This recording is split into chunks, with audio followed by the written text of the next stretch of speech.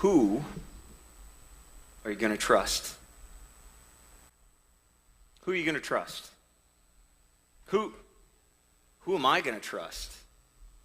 It's a question that we all have to ask ourselves from time to time. Who am I going to trust? Case in point, when I was 12 years old, just a year older than my oldest daughter, Kaylin, my dad and I started to really forge this strong relationship. I began spending time with him in a way that I hadn't done before, and a large chunk of that time involved being out in the woods together on a little farm along Big Deer Creek, where we would spend nearly every Saturday together in the fall. I mean, my whole life until that point, I had been a mama's boy, right? We talked about that a few weeks ago, where the mama's boys identified themselves. And I went from, hey, I'm going to hang out with mom today and just chill with her instead of riding with you out in your truck. It shifted from that to, like, hey, let's go out in the woods. Let's just have some fun being in the outdoors together. And the more time I spent with my dad, it wasn't that I didn't love my mom or didn't like my mom, but the more time we spent together, the more our friendship grew. He became not just a friend, but a best friend. He became a confidant. He became a coach. He became my mentor and eventually my colleague. And as we spent time together, this trust and this mutual respect for one another began to increase.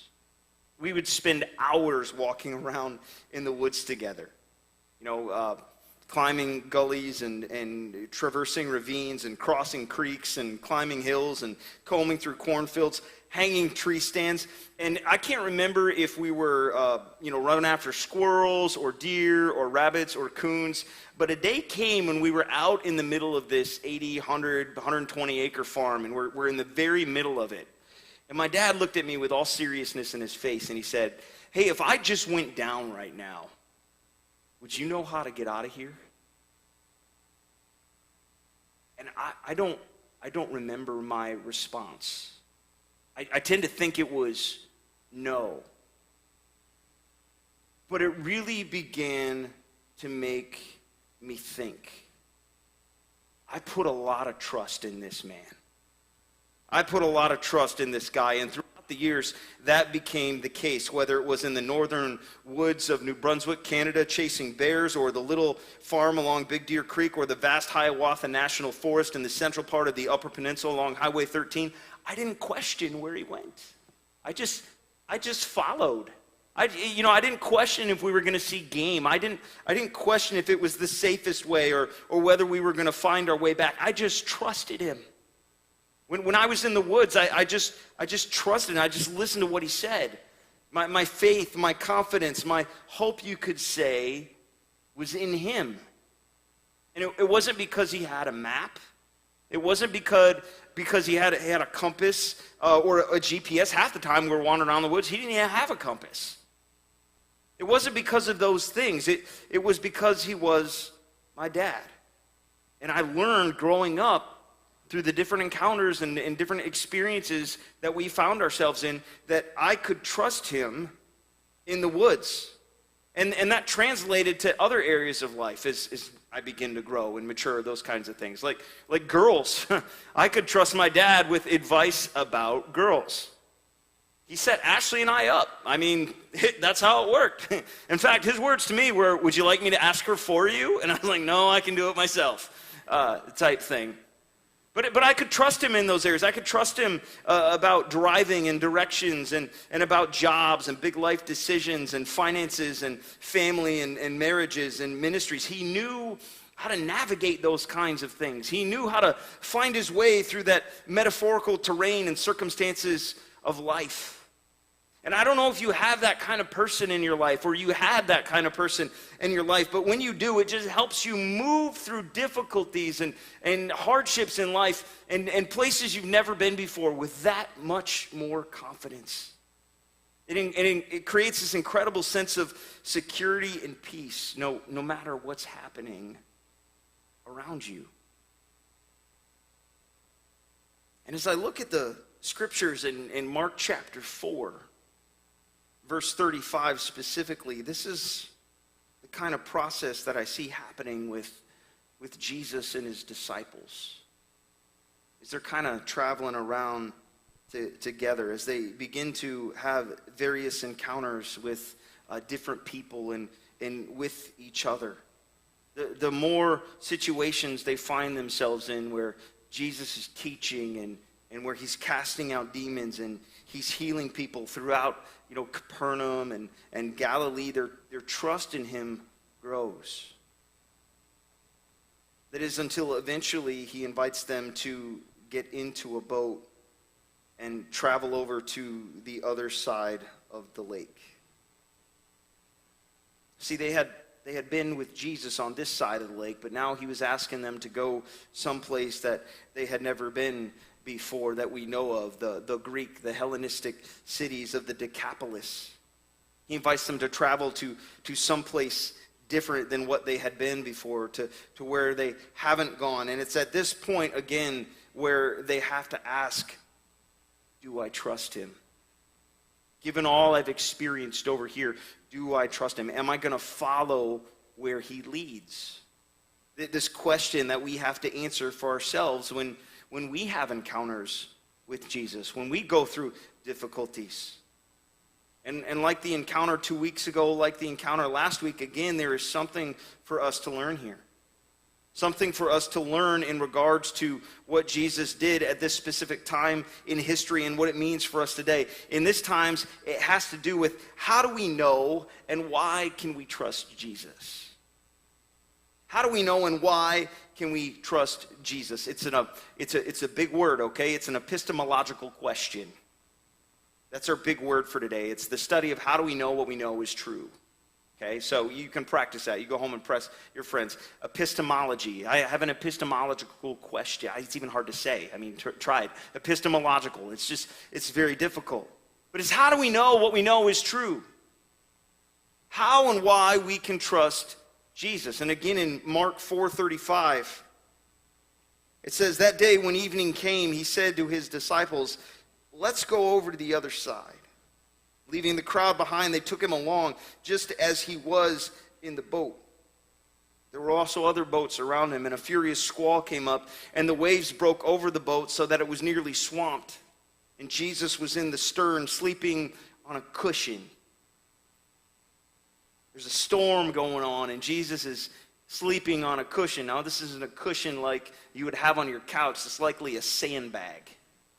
Okay, he's in the front of the boat, and he's sleeping on a cushion. And the disciples woke him and said to each other, Teacher, don't you care that we're going to drown? And he got up and he rebuked the wind and the waves. He said, Quiet, be still. And the wind died down and it was completely calm. And he said to his disciples, Why are you all afraid? Why are you so afraid? Do you still have no faith? And they were terrified and asked each other, Who's this guy? Who is this? Even the wind and the waves obey him. And what I want to pick up here on, friends, is that Jesus is directing his followers into the storm. He's directing them across the lake into the storm.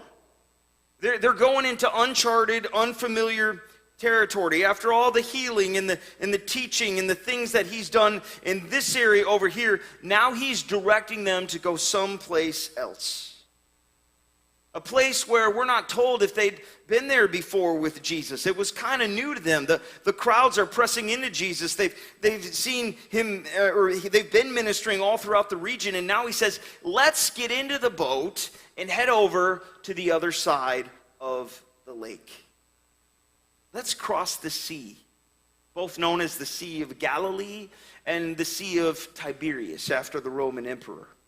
And let's go over to the other side of the lake. It's important for us to get the imagery that's going on here, what's happening here, because scholars believed at that time in history, Jesus believed that evil and God clashed on the sea, or Jews believed that evil and God clashed on the sea, that there was this battle, there was a storm that was being waged there. It was a place of uncertainty, a place of chaos. In a sense, they knew They knew and were familiar with everything on this side of the lake. They seen Jesus work on this side of the lake. But what was over here was unknown. In ancient history, gods were gods of territories. And so the question that they had to wrestle with was, is the God over on this side of the lake still going to be the God on this side of the lake? Would Jesus have the same power? Could he help us navigate any potential storms or challenges that would pop up? And as we can see, as we discover here, yes, indeed, he can. Jesus helps us navigate the storms. He helps us navigate the difficulties and the challenges that we often face in life. We can trust Jesus because he can help us through the mess, through the challenges, through the chaos, the physical and spiritual challenges of life that are often represented by the sea. He can help us navigate it. And we know that for two reasons. The first we'll get into a little bit more in the second point because they're intricately connected. But the other reason is because of what is waiting on the other side of the lake. See, in chapter 4, we read about the outward storm that's happening. We read about the wind and the waves and the things that you can see and all of that. But in Mark chapter 5, we read about an inward storm. They cross over to the other side of the lake, and immediately they encounter this man who's plagued with demons. So many demons, in fact, that when Jesus asks this poor man plagued by this demon what his name is, he says, "We are legion, for we are many." And they put this man who they inhabited through a living hell. They had forced him to live outside the town among the tombs, the unclean places, places that were isolated and off separated from everyone else. And often in the night, he would cry out all alone and by himself because of internal chaos. In an effort to get any kind of relief from what he was experiencing internally, he would literally cut himself with stones to kind of release it. The scripture tells us that some of the townsfolk, they try to bind him with chains and irons, whether for his protection or for their protection, probably a little bit of both. They did this, but they couldn't do it. The storm going on in his life was so fierce that the chains couldn't bind him. I don't want us to miss that. The internal storm that this guy was facing was so fierce that the chains and the irons couldn't bind him. That's a storm, y'all. And so Jesus comes up to this guy on the other side of the lake with the disciples, and he encounters him. And what does he do? Different side of the lake. He does the same as before. He casts the demon out. Sends him into a herd of pigs, and immediately the pigs run down the mountain and into the sea, and they drown. Jesus calmed that man's storm. Jesus calmed what was going inside of that man. He calmed the sea in that man's life.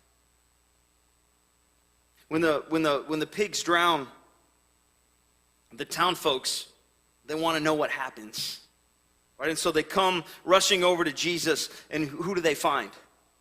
They find this man who couldn't be held by chains. They find him sitting in his right mind. He was once caught up in this clash between good and evil, and he's sitting there and dressed in his right mind. And do you know what the crowd does?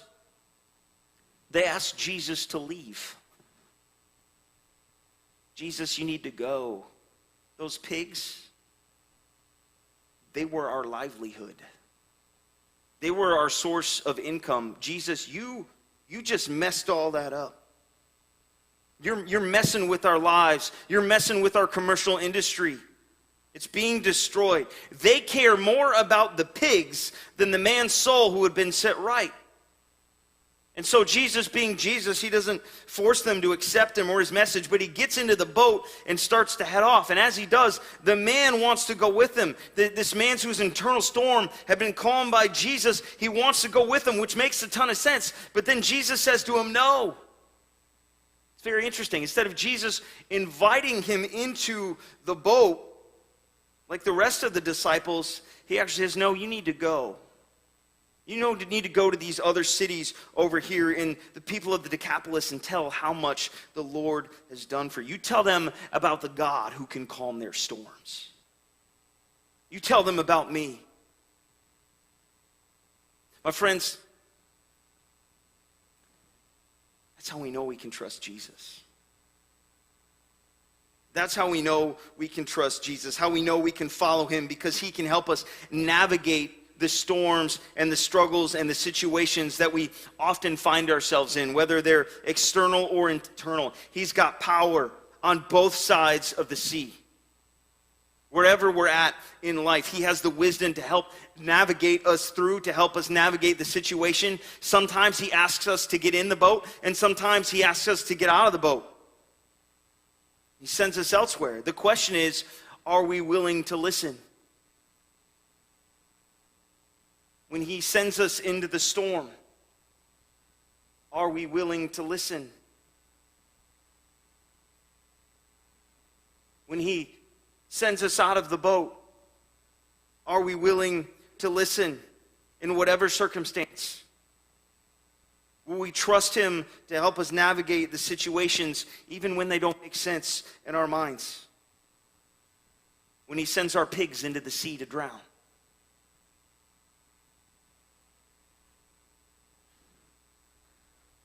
The people in that community, they thought the pigs were their source of life. They thought the pigs were their livelihood. But let me tell you, those pigs were not their source of life. Jesus is their source of life. Jesus is our source of life. Listen to him, trust him, and he will help you navigate whatever situation you find yourself in. How do we do that? How do we hear from him? We actually open the Bible. We get into the Word. We gather in places like these where we have an opportunity to sing about what the Lord can do. He can do miracles. And we remind ourselves of that so that when we go out, we encounter difficult situations. There are these songs running around in our head. You are more than able. How many times do you need to hear that during the week? We do that by surrounding ourselves with other followers of Jesus who can help carry us and speak into our lives, or just by simply sitting down and being still and saying, God, what do you have for me? Scripture says whoever lacks wisdom should ask God, who gives generously to all. Jesus helps us navigate the storms. But like I said, the second point is intricately connected. If you go back to chapter 4 and look at what happens when the disciples are in the boat, yes, the sea is metaphorical, but in this instance, it's also more than metaphorical. There was an internal storm that Jesus was going to calm on the other side of the lake, but before they got there, they had to literally navigate a different storm, an actual storm, a real meteorological event. I can't tell you how many times I had to practice saying that word, meteorological, okay? You just try that today. Meteorological, it's a big word. It says a furious squall came up and the waves broke over the boat so that it was nearly swamped. I don't know if you've ever been there, if you've been in your canoe or your raft or whatever, and you're paddling along and waves are coming into your boat and suddenly it fills up, or you forget to put the boat plug in and, it's coming up and you're like, oh no, what am I going to do? And you're trying to throw it out, and as fast as you're throwing out, it's filling up. It's not a fun feeling. And so Jesus is in the stern while everybody's bailing water, and he's sleeping on a cushion. And the disciples, they wake him up. Jesus, what are you doing? Don't you care that we're going to drown? What does Jesus do? He gets up and he rebukes the wind and the waves. He says, quiet, be still. And the wind and the waves obey him. It becomes completely calm. And the disciples are terrified at this point. And they start to ask, who is this guy? They want to know, because here's what we find out. Not only does Jesus help us navigate the storm, but he has power over the storm itself. That's how we can know and how we can trust Jesus. He's got power over the storms. Literally, Jesus had power over the storm, the entire situation, not just the metaphorical, but the actual physical, meteorological event. He doesn't just help them navigate them, but he has actual power over them. The disciples, whom many were fishermen, they were scared. They were scared. The boat was filling with water. Now you got to understand, for fishermen, they're used to rocky, stormy weather. This isn't their first time on it's not like they're getting their sea legs. They got them. They're afraid. They literally think they're going to die. They're going to drown. It's a big deal. And notice their question in verse 38. Jesus, don't you care that we're going to die? Don't you care that we're going to drown? They're afraid. They can see the storm. They can feel the wind. The spray is coming on them. The boat's filling with water. They know what's going on. There's all this effects of the storm happening to them. They're going to die. But what they can't see is the outcome. What they can't see is what Jesus is going to do, what he is doing in the midst of the storm. They can't see the other side of the storm. They can't see that in the midst of this storm, Jesus is actually trying to teach us something. Teach them something. Sometimes when we go through storms, Jesus is just trying to teach us something. You know that? Sometimes the purpose of the storm is to teach us something about ourselves or teach us something about God. And as we can see here, when they wake him up, Jesus is a little bit irritated. He's a little bit upset. Why are you afraid? Do you still have no faith? It's almost reminiscent of when Moses leads the Hebrews out of Egypt. I never made this connection before, but here we go. By God's hand, right? There's these plagues that happen to set God's people free from their oppressors in Egypt. And you can read about them in the book of Exodus. I mean, there's the plague of, he turns water to blood, and there's no clean water for people to drink. And he stirs up frogs to cover land. Can you imagine like this place being filled with frogs? Like frogs everywhere you go. There's frogs, and there's gnats, and there's locusts, and there's darkness. And eventually, the death of all the firstborn in Egypt. And Pharaoh finally says, get out. Go, leave, get out of here. And they're like, well, we need provisions. He's like, take whatever you want and get out of here. And in that way, God's people literally plunder the Egyptians. Oh, you need some food? Oh, you need some clothes? Oh, you need some blankets? Here, just take it. Just go. Get out of here. And everybody's like, woo, right? And they're partying. They're marching out to the Red Sea. They're going out there, and how do they navigate? They don't have a GPS. They don't have a compass. And so God says, watch this. I'm going to put a pillar of cloud in the sky, and you're going to follow it by day. And then when it's night and you can't see the clouds and you can't see the stars, there's going to be fire, baby. You just look up and you follow the fire, and they finally, God's doing all this amazing stuff. They get all the way to the sea, and suddenly they realize Pharaoh's army's chasing them down. And what do? They go to Moses. Don't you care we're going to die? Why did you lead us out here? Doesn't God care?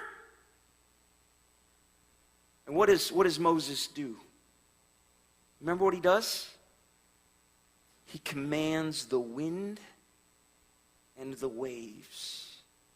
And the people walk through on dry land when the sea splits. Follow me. He leads them into the storm.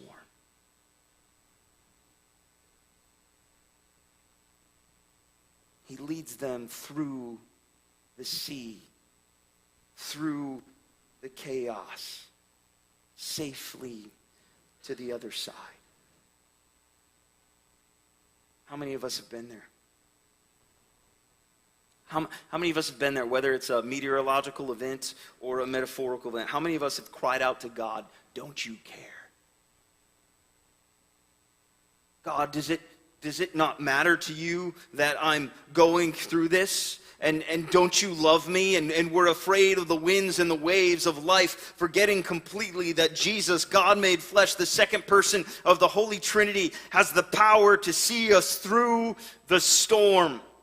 Not only can he help us navigate it, but he has actual power over it.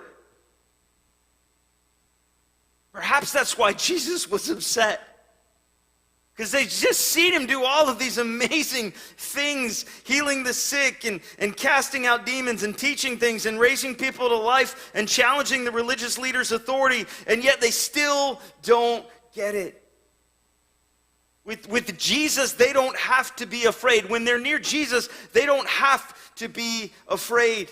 With Jesus, they can have confidence. They can trust where he's leading them, that he's going to see them through. He's got power over the situation. He's got power over the storm. When you read about Job in the Old Testament, you discover before Satan could tempt him, touch him, he had to go to God for permission. Because God has the power.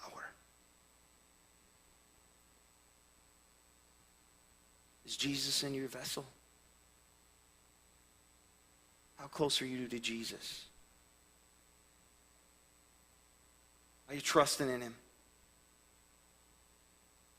Are you listening to where he sends, and are you following? No matter what the sea of life may look like, I want you to know you can have confidence, you can have courage.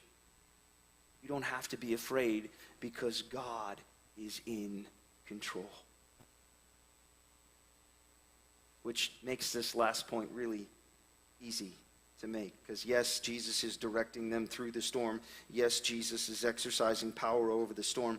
But in the midst of it all, where is he? Where is he? He's taking a nap. He's taking a nap. He's sleeping on a cushion. He's sleeping on a sandbag. Everyone's panicking. We're going to drown. Where's Jesus? He's sawing logs. He's sleeping on a cushion. Listen to me. Jesus should have been a calming presence for the disciples. The disciples should have been able to look at Jesus and go, well, he doesn't seem that worried about it. Maybe we shouldn't worry that much either. The point being, Jesus assures us we can have peace in the midst of the storms. Jesus assures us we can have peace in the midst of the difficulties and the trials and whatever it is that we may be facing. A couple of weeks ago, I attempted to navigate what I defined as murky waters that are a hot topic in our society right now regarding immigration. And I talked about it from what I felt was a biblical perspective. And one of the comments I made was, I usually don't like to head into these murky, hot topic type waters. And I hope we heard the word of God clearly a few weeks ago. But again, this week, I kind of sense the Spirit of God moving in that direction. And I'm like, God, I don't want to go there. Don't make me talk about politics. Friends, this is a word of God. It can help us navigate the storm of politics. It can help us navigate the sea, those things and topics and subjects that make us a little bit more uncomfortable.